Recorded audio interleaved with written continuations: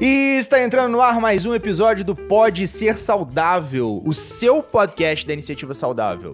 Aqui você encontra informações sobre tudo o que engloba o estilo de vida saudável. No programa de hoje temos aqui Gabriela Brasileiro, nosso exemplo de corredora, principalmente no episódio de hoje. Ela que vem aí motivando as pessoas a correrem, né? Nanda já tá nos 400 metros rasos.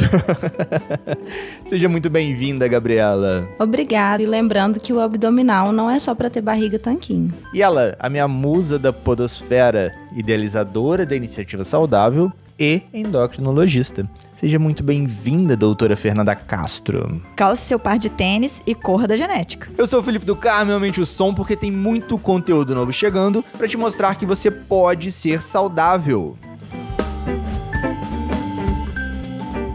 Então vamos lá, run Forrest, run! Vamos correr. Fale para nós, Gabriela, como que começou essa vontade de correr, esses 100 metros após 100 metros, quilômetros após quilômetros? Nesses anos todos já são quantos quilômetros? Você faz ideia?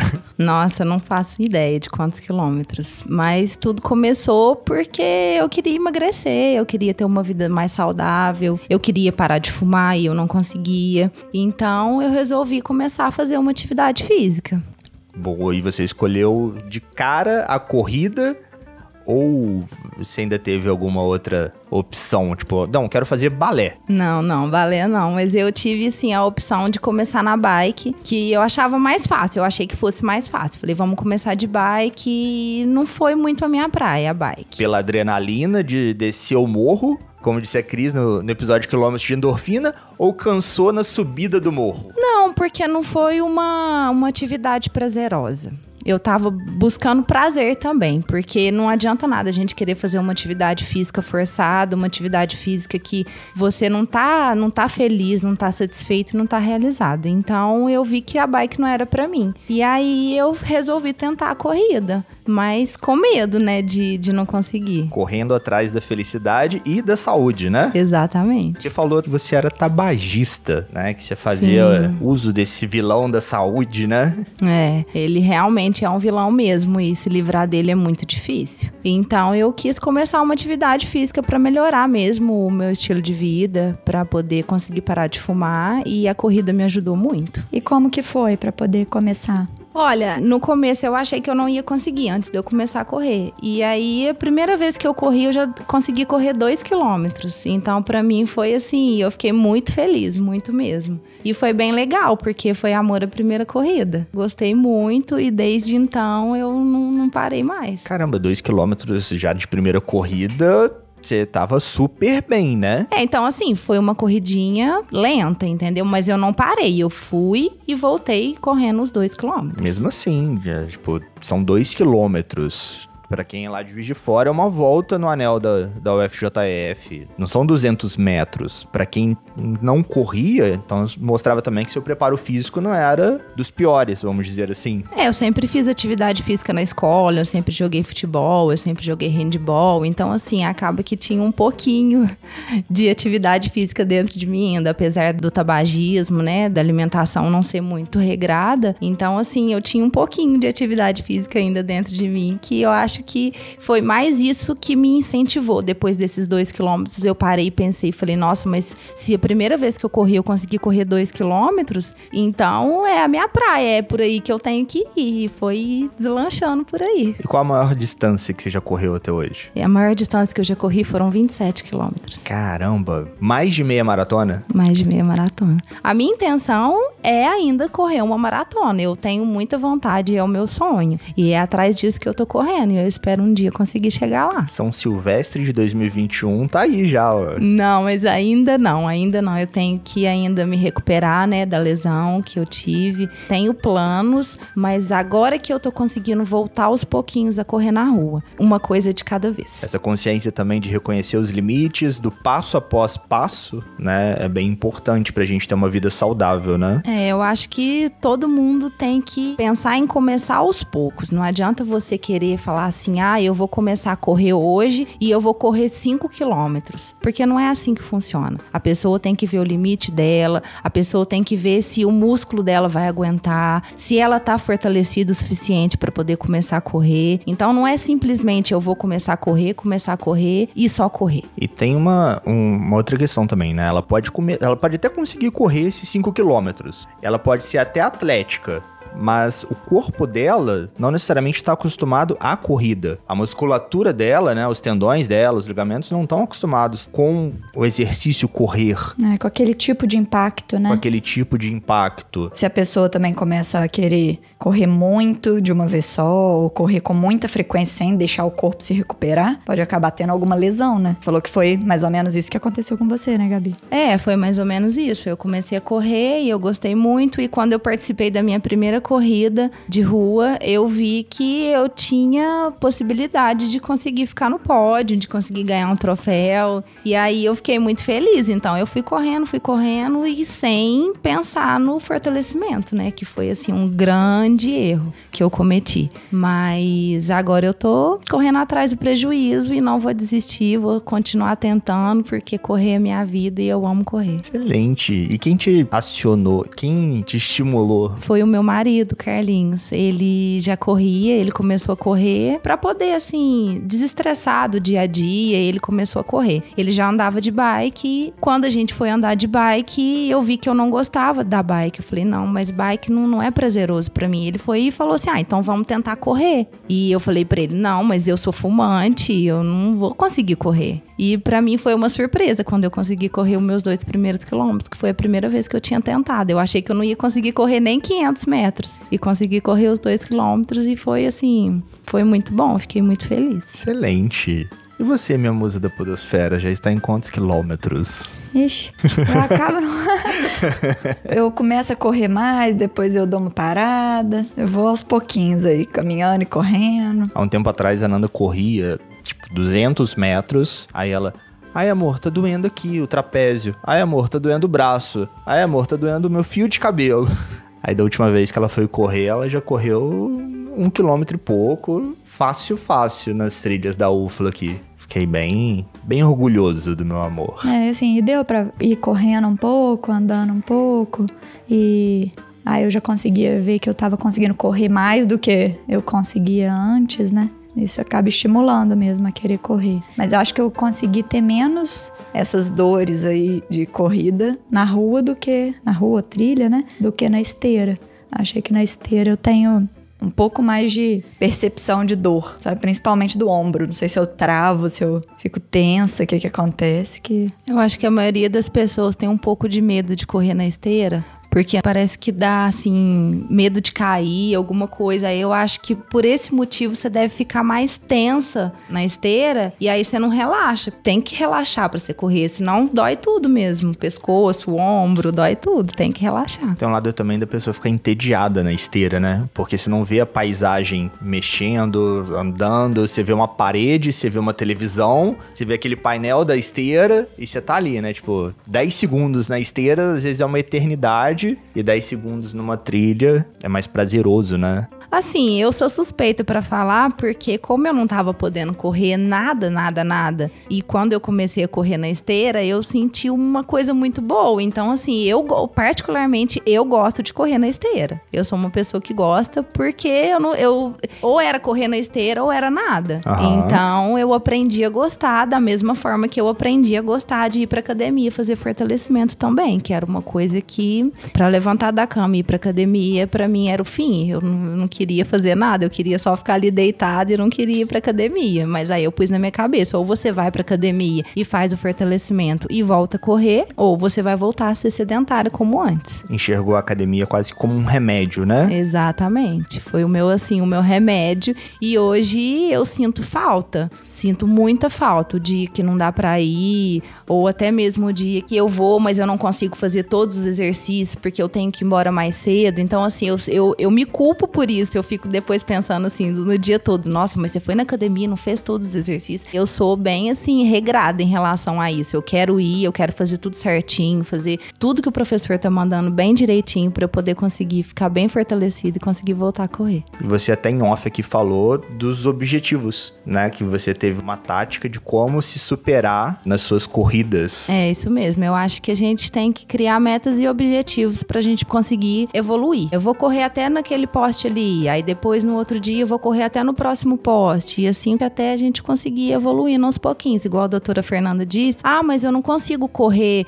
500 metros sem parar. Não tem problema, corre 100 metros, caminha um pouco, volta a correr de novo, e assim a gente vai indo aos pouquinhos. E isso também se aplica na saúde, né, amor? Além de se aplicar em outras atividades físicas, né, de começar aos poucos e ir progredindo, que é o que eu sempre falo com os pacientes, que a atividade física tem que começar, e a gente tem também que criar objetivos e metas para, por exemplo, uma perda de peso, para um controle de exames. Então também não adianta a gente querer criar formas muito bruscas de mudança que depois a gente não vai conseguir sustentar. Então é melhor ir melhorando aos poucos a alimentação, criando o hábito de atividade física, até ter um pouquinho de paciência também para conseguir perder peso. E com a atividade física a gente acaba conseguindo muito mais do que perder peso, né? Eu fico vendo que você fica feliz, assim, de ter buscado, por exemplo, uma perda de peso, um fortalecimento muscular, e tá tendo, assim, o retorno até estético também, né? Uma consequência estética. Uma consequência da consistência, né? Eu acho, assim, que tudo na vida a gente tem que começar aos pouquinhos. Ah, hoje eu não consegui fazer, mas eu não vou desistir, amanhã eu vou tentar de novo. Porque se você desistir da primeira vez que você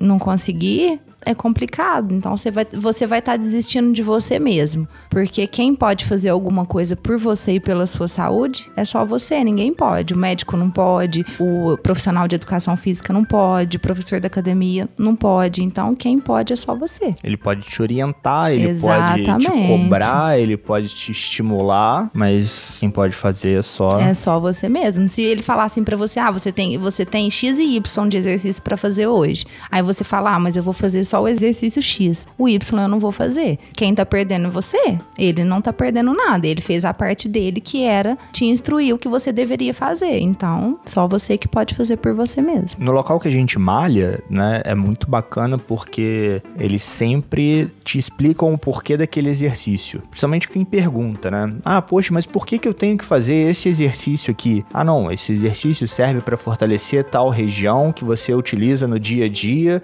e esse incômodo que você falou que tem, com esse exercício aqui vai melhorar, ou vai aliviar seu incômodo. Isso eu acho muito bacana. Isso deixa a gente mais confortável em fazer o exercício e enxergar um propósito de fazer aquele exercício. Tem um monte de gente que, não, abdominal eu não preciso fazer. Ou, não vou malhar panturrilha. Não, nossa, fazer cadeira extensora é muito chato. Mas depois que você começa a saber para que serve aquele exercício, como que ele pode ajudar, esse remédiozinho, né? Fica mais fácil de digerir. Exatamente. Eu acho, assim, que até é um incentivo a mais. Porque quando a gente procura saber por que a gente tá fazendo aquilo, no que aquilo vai ajudar a gente a melhorar, eu acho que aquilo incentiva mais. Igual a questão do abdominal. Na minha cabeça, o abdominal era pra perder a barriga. Hoje em dia, eu sei que o abdominal é pra fortalecer o tronco, pra poder conseguir fortalecer os músculos das costas, pra poder equilibrar o corpo e poder sustentar a coluna, entendeu? Então eu acho que isso é muito importante. E antes eu não sabia nada disso. Então depois que eu comecei a fazer o fortalecimento, eu descobri que não é simplesmente perder a barriga, é fortalecer os músculos para poder aguentar a estrutura do corpo, né? Pra aguentar fazer um exercício mais intenso, como a corrida. Exatamente. Né? O que eu sempre falo com os pacientes é que, assim, às vezes a pessoa vira e fala assim, não, eu não faço exercício porque eu tenho uma dor no joelho. Devia ser justamente o contrário, né? Você deveria começar a fazer um exercício, mas de fortalecimento muscular, pra conseguir melhorar essa dor no joelho e fazer uma atividade física mais intensa. Às vezes as pessoas têm a visão errada do exercício físico. Ainda continuam achando que que, eu vou pra academia, eu vou ficar gigante, vou virar bodybuilding, vou ficar super musculoso. Mulheres têm muito disso, né? Assim, não, eu não vou malhar braço, não vou malhar tríceps porque eu não quero ficar forte. Gente, tipo, você tem que malhar anos e anos afinco pra poder conseguir ter um braço forte. Às vezes o malhar o braço serve pra você conseguir segurar o peso pra você malhar as costas. Exatamente. Tem gente que não consegue malhar as costas porque não consegue segurar o peso. Mas eu tô malhando. Referindo a você. Tô malhando. Mas isso aí é bem interessante. Esses dias eu tava até conversando lá na academia que como que você vai conseguir fortalecer as costas se você não tem força no braço para poder segurar o peso, para poder fazer o exercício para fortalecer os músculos das costas. Então, é bem assim, pensar assim que eu não vou malhar braço porque eu vou ficar forte, pensar bem pequeno. Eu acho que não é bem por aí. É o limite do conhecimento, né?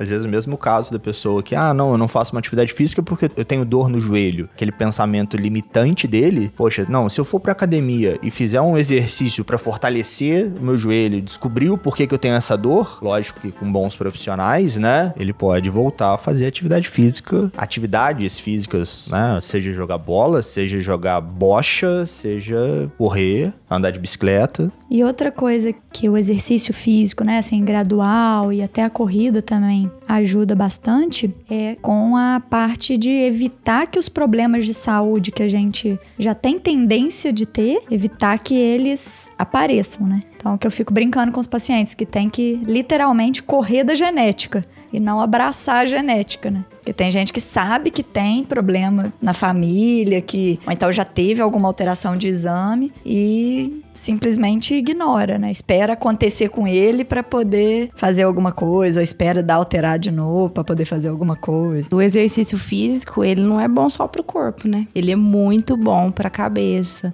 Toda vez que eu tô estressada, que eu vou pra academia, eu saio de lá, ou até mesmo que eu vou correr, que eu vou fazer qualquer tipo de atividade física, parece que eu viro uma outra pessoa. Eu já não tô tão estressada mais, consegui me concentrar mais, consegui ficar mais tranquila em relação a problemas da vida, né? Porque me ajudou muito em relação ao modo de pensar também, não só a melhorar a alimentação, a não fumar mais, então ajudou muito a minha cabeça também. Uma coisa que eu costumo falar com os pacientes também é que quando dá assim, uma ansiedade, um nervoso e tal, sai pra dar uma volta, sai pra andar, sai pra correr, pra poder desestressar mesmo. Vai ser melhor do que você ficar remoendo aquilo, ou ficar em casa e querendo atacar a geladeira.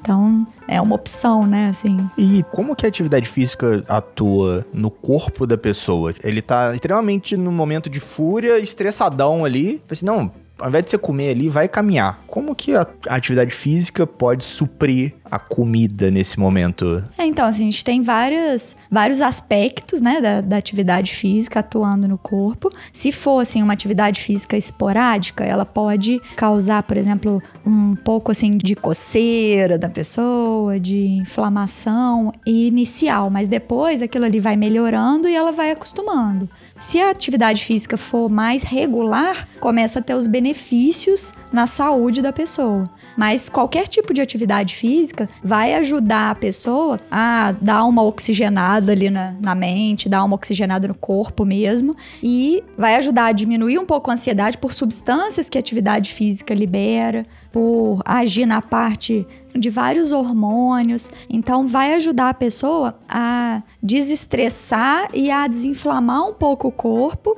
para poder melhorar aquela sensação que ela tá e melhorar a saúde quando passa a ser uma atividade contínua. Bom você ter comentado sobre o desinflamar o corpo. Teve uma ouvinte que levantou essa pergunta. Fica até bom aqui a gente esclarecer. O que seria um corpo inflamado? Né? Ela às vezes tá pensando lá que é uma espinha, que é um machucado, mas... Assim, toda atividade física é um estresse que a gente tá gerando no corpo. Você tá saindo da inércia, né? Você tava parado, você vai passar a movimentar. Então, aquela movimentação, inicialmente, vai gerar liberação de algumas substâncias que vão, por exemplo, dar aquela coceirinha, igual eu falei, fazer, e pode fazer até inchar um pouquinho na hora, mas depois você desincha. Pode mobilizar algumas células de gordura, que aí vão liberar algumas substâncias que pode dar essa inflamada, mas depois que também vão limpar o corpo ali, melhorar o metabolismo. Mas a partir do momento que a atividade física se torna regular, o corpo já não vai gerando aquele estresse tão grande quanto antes, em cada vez que faz atividade física, e vai estimulando a liberar substâncias boas, a jogar fora as toxinas, os excessos de gordura, excesso de açúcar que está armazenado. Então, assim, o corpo vai conseguindo, com aquela regularidade da atividade física, desinflamar o organismo. Então, parar de liberar tantas substâncias que gerem essas reações no corpo. É difícil explicar a inflamação porque, assim, são vários fatores, né? Várias substâncias que o próprio sangue libera, alguns órgãos liberam substâncias também, como o fígado, o baço, vão liberando algumas substâncias e que vai gerando sensações diferentes na pessoa, mas a partir de um momento, de alguns minutos, que ela conseguiu persistir naquela atividade física, o corpo já começa a liberar substâncias boas, o cérebro vai liberando alguns neurotransmissores, né? Algumas substâncias que vão gerando um bem-estar, vão gerando uma sensação assim de estar desestressando mesmo a mente, né? Fica aqui até a proposta, né, da gente gravar um episódio no Whey, né, Endocrinologia Inteligente, que vai ser algo mais denso de como que é esse processo inflamatório do organismo. Até você falou no episódio Gorduras e Gordurinhas, que a gordura inflama o organismo. A gente pode fazer um episódio mais denso, mais técnico, para quem quiser se aprofundar um pouco mais nesse tema. Sim. Voltando à questão da genética, você levantou a bola aí de correr da genética, né? Dessa genética familiar não muito boa que a gente herda. Quais seriam essas doenças silenciosas que geralmente estão abraçadas à genética? Vários problemas de saúde podem ter esse componente genético. Então, por exemplo, diabetes, hipertensão, vários problemas de coração, né, como infarto, algumas doenças genéticas que vão vir com a gente já do nascimento, aquela tendência de ter algumas doenças. Só que a gente tem a opção de fazer algumas coisas para poder evitar ter aquelas doenças ou de fazer outras que vão aumentar a chance de você ter aquela doença. E acaba que, assim, a alimentação e a atividade física ajuda a prevenir a maioria das doenças. Então, mesmo você tendo a carga genética, né, tendo aquela tendência já nos seus genes, no seu sangue, né, a hereditariedade, você consegue fugir dessa genética ou, pelo menos, deixar para que ela apareça o mais tarde possível na vida. Então, você conseguindo criar o hábito de fazer uma atividade física, de melhorar a sua alimentação, a cada passo que você dá para melhora, você tá correndo da genética, né? Você tá ficando mais longe daquela predisposição a ter alguma dessas doenças. Agora, a partir do momento que você começa a exagerar com alimentos muito industrializados ou ficar muito parado, né, ou mais sedentário, você tá abraçando a maioria das tendências. E não só de diabetes, hipertensão, colesterol alto, infarto, mas também de vários tipos de câncer. Eu acho assim, as pessoas têm muita facilidade de colocar a culpa na genética, né? Minha família toda tem pressão alta, ou a minha família toda é gordinha, então é da genética. Mas a pessoa não para pensar que, igual você disse, você tem a opção de aumentar ou de diminuir, né? Aquela genética, aquela tendência da sua genética. Então, se você ficar acomodado ali, sentado no sofá, esperando as coisas da genética virem, elas com certeza, uma hora elas vão chegar, mas você pode tentar evitar. Não que você fazendo vai evitar 100%, a gente sabe que não. Mas a gente pode tentar amenizar. Ou retardar, né? Mesmo. Retardar, né? Exatamente. Melhor ter alguma necessidade de tomar um remédio ou de fazer um tratamento mais intensivo quando você tiver idoso, né? E não quando você tiver jovem. Quanto mais tempo de doença você tem, né? Quanto mais tempo de algum desses problemas de saúde você tem, mais risco de ter consequências ruins. Então, por exemplo, quem não faz a sua parte aí, né? Quem não faz atividade física, quem não procura melhorar a alimentação desde jovem, se começar a ter uma glicemia mais alta já com 30 anos, vai ter aí 60 anos de glicose alta fazendo mal e risco de ter complicações do diabetes, né? Então, de ter um infarto por causa do diabetes, ou de ter algum problema na visão, de ter algum problema no rim, por conta do tempo de glicose alta. A corrida entra muito no que eu costumo falar, que é de tentar ter outros prazeres na vida, né? Então, assim, você, Gabi, descobriu que a corrida é um prazer para você. Então, no lugar de você querer fumar ou de querer ficar só deitada lá, relaxando na cama, né? Você percebeu que um prazer para você também é correr. Então, tem gente que fica querendo comer tudo que aparece aí de comida diferente, acha que o prazer da vida é só chegar ao final de semana e tomar uma cerveja e comer alguma coisa gordurosa, né? E, na verdade, não é. A gente tem que ter outros prazeres na vida que não seja comer e dormir. Eu acho que a gente tem que, assim, buscar prazeres que vão, consequentemente, nos fazer bem. Porque há prazeres e prazeres, né? Então, assim, os prazeres de fumar, de só comer besteira, de ficar deitado na cama, são coisas que não vão trazer bons benefícios daqui a uns anos. Então, a gente tem que pensar muito nessa parte, né? Sim, muito mesmo. E quem quer se aventurar nesses quilômetros de corrida, né, no passo após passo, quais seriam as recomendações que a sua experiência passaria para esses novos corredores? Então, a primeira coisa, eu acho que é o fortalecimento, que é a base de qualquer exercício físico. A pessoa tem que fazer o fortalecimento para poder começar a correr. Não necessariamente, vou começar a correr amanhã, eu tenho que já começar a fazer o fortalecimento? Não necessariamente. Você pode começar, eu vou traçar um objetivo, então, a partir de amanhã eu vou começar a fazer uma caminhada e vou fazer um misto de caminhada com corrida. Tudo bem, você já, a partir daquele dia você vai começar, mas você só não pode esquecer que tem que vir o fortalecimento por trás daquilo, porque conforme você for correndo, eu, por exemplo, conforme eu comecei a correr, eu comecei a aumentar a intensidade da corrida e a quantidade dos quilômetros que eu tava correndo, e eu não fiz fortalecimento. Então, devido a isso, eu tive uma lesão na coluna que hoje eu reconheço que foi falta de fortalecimento. Para começar a correr, você tem que ter como base o fortalecimento. Eu acho que é de extrema importância. Para quem quer começar a correr, quer avançar na corrida, quer participar de provas e tudo, ou até mesmo assim, eu não vou participar de provas, mas eu quero aumentar a minha intensidade na corrida, eu quero correr mais rápido, eu quero diminuir o meu tempo nos 5 km.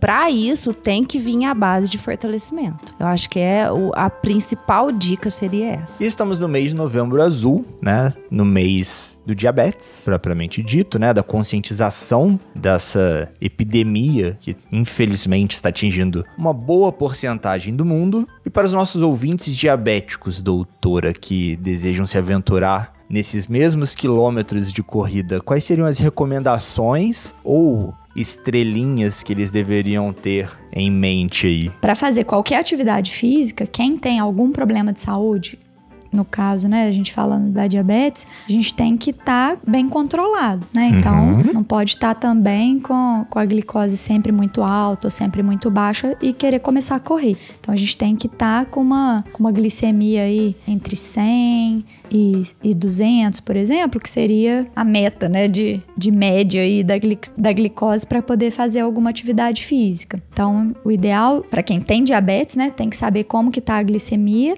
tem que se hidratar bem.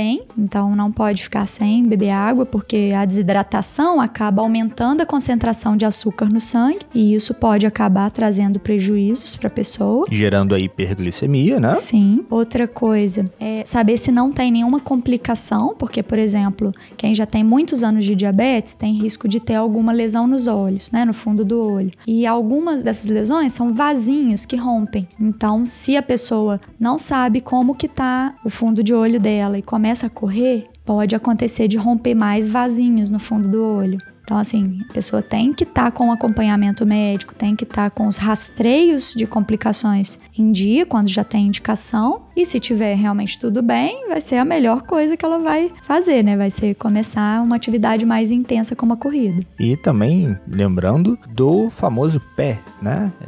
Bem lembrado. Porque ele tá correndo, tem que ter aquele tênis confortável, apropriado para corrida, para não machucar. Uma meia de algodão, de preferência branca, para poder saber se machucar ou se sair algum líquido, né? Às vezes da unha, para poder saber que tá ali acontecendo algum problema e já procurar ajuda. e andar com aquelas 3 balinhas para dar aquelas 15 gramas de carboidrato ali para uma eventual emergência. Acho que é bem importante também. Sim.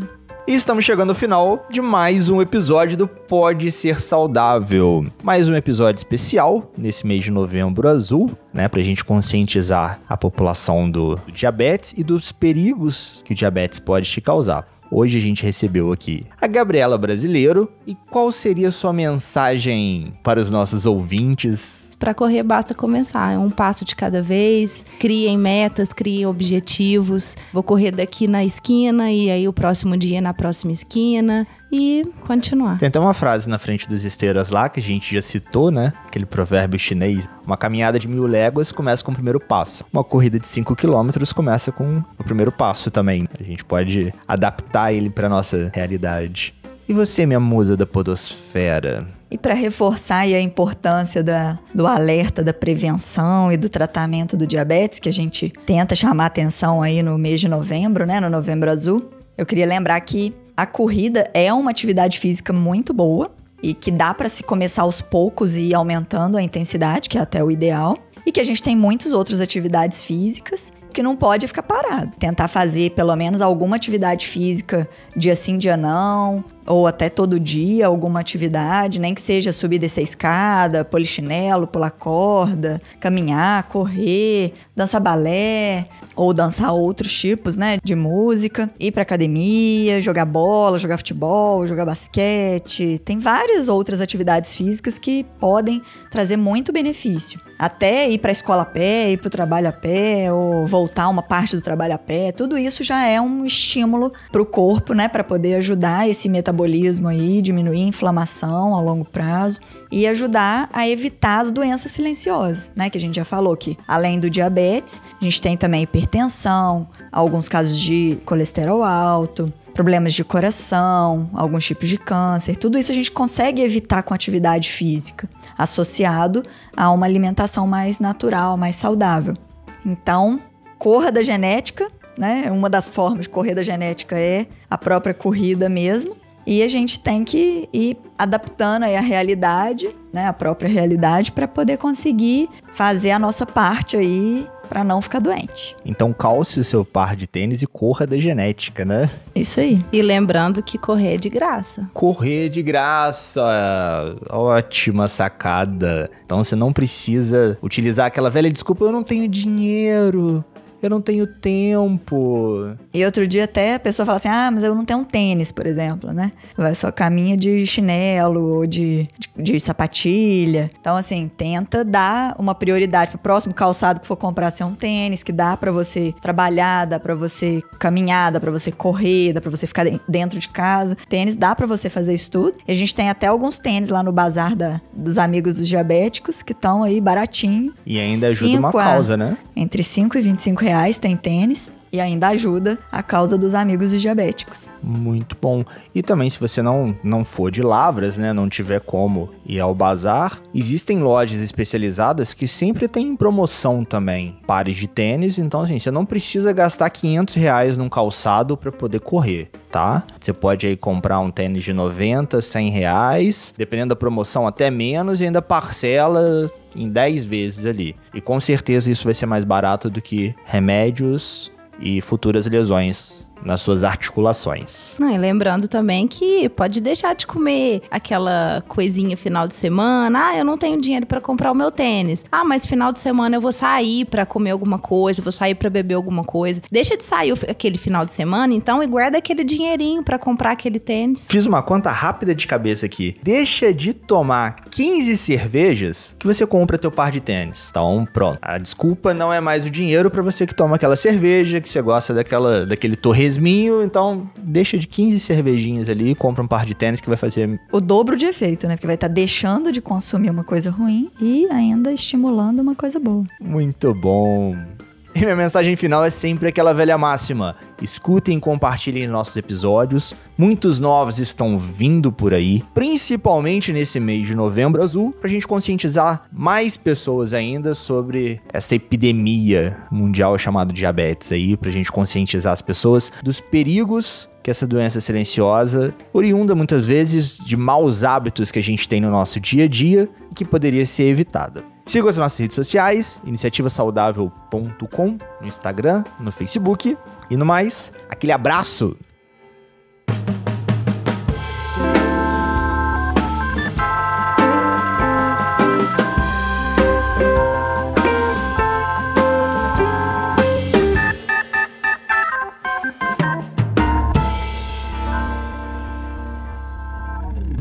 Esse episódio foi editado por Estúdio Casa, o lar do seu podcast.